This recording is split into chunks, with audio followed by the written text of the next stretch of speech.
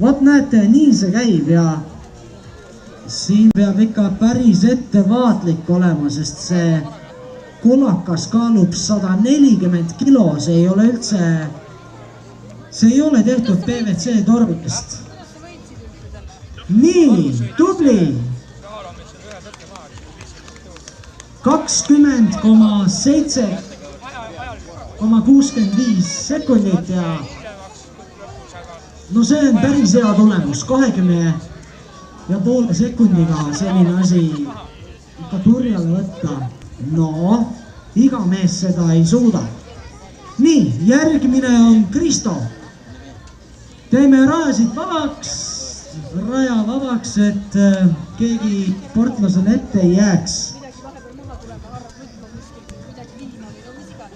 Ja siin kohtunik paneb veel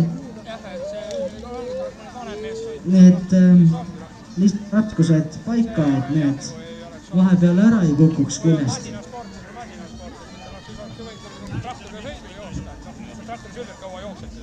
Nii, loetletakse veel ka reegleid siin, et ei tohi kollasele tähisele ette minna. Ja Kristo paneb lausa jooksusammul, kurvis kallutab ja nagu ehtne külgkorvi mootorrattaga, wow! Näete, ja see on see, mille jaoks ei tohi siin juures olla. Noh, mees paneb 140 kilose rauakulakaga nii, et jupid taga.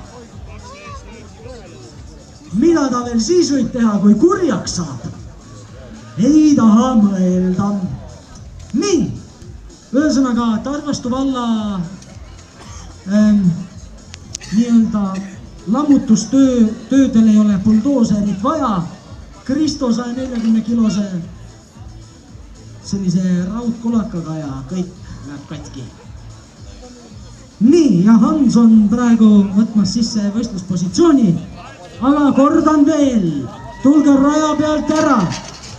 Tulge inimesed raja pealt eest ära, sest kui see asi kukub, siis te võite väga haiget saada. Ja seda meil vaja ei ole. Ja Hans, ma vaatan, paneb puhtalt käte peal, hoiab justkui seda aparaati.